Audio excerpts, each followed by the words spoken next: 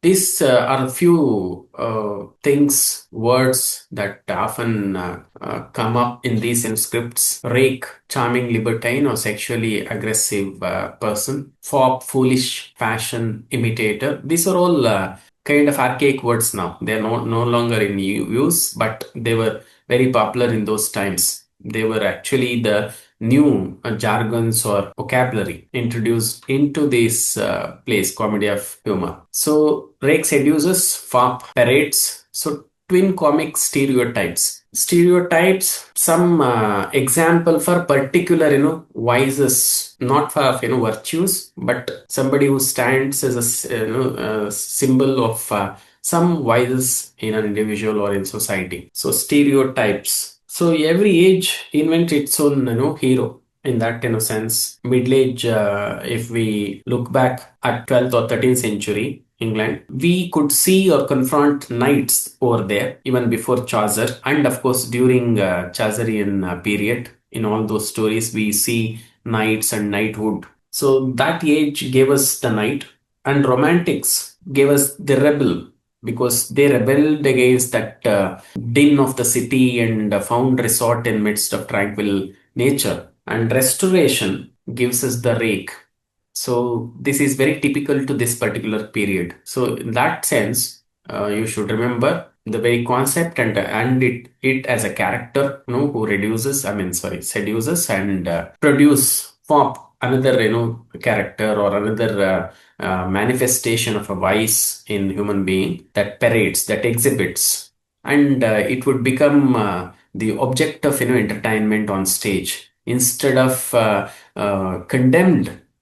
It would rather parody or attack the hypocrisy of the society that induces love among the audience. So if you just want to recap and understand and remember who is this Rake? Rake is always charming but immoral, sexually fearless, you can say. And in that period, adored by women, it is not a universal phenomena, but it is limited or confined only to a restoration period or drama. Hated by husbands, because we get to see in one comedy of humor, Oliver Goldsmith, I think I just forgot the title of the play. Rake, who just pretends to be an impotent, in fact seduces many wives, and the husbands hate such rakes. That was another kind of fear haunted these husbands of that time. I mean, the stories, restoration dramas. And as far as the fop is concerned, he can be termed or called as Rake's comic brother. He is overdressed, in fact, lacks intelligence, underbrained, you can say, and swagger without any substance within himself. So we'll move on to the next. Who we have the character, the playwrights here, Wycherley, in this particular genre, restoration comedy. William Wycherley, a boldest sexual satirist, known for his, in fact, Country Wife, his famous play. This is, of course, with William Wycherley, we enter into that dangerous territory because Wycherley is not refined. He is surgical. He cuts open social hypocrisy without kind of, anesthesia, you can say. I mean, direct attack on the hypocritical society of the time. And so this was actually the play I was talking about, not Oliver Goldsmith's play. Sorry. So this was the country wife I was talking about. There was a character called Horner who pretends to be impotent, and this is again a networthy question.